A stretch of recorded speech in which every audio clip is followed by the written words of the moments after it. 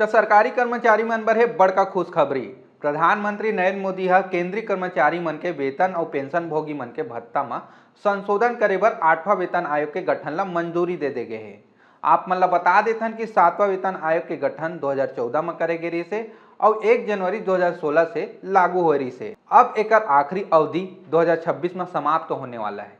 एकर बर 2025 से ही नव वेतन आयोग के गठन के प्रक्रिया शुरू होने वाला है, जेकर ले सरकारी कर्मचारी मन के जीवन के गुणवत्ता में सुधार संगे संग उपभोग और आर्थिक वृद्धि ला महत्वपूर्ण गति मिली।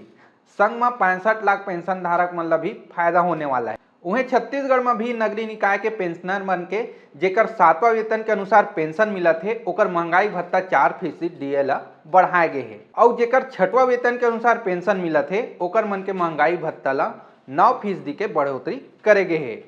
तो ये बड़का खुशखबरी ला जम्मो सरकारी कर्मचारी मन शेयर कराओ और ऐसने जानकारी पाए बर हमारे चैनल ला लाइक शेयर फॉलो कराओ।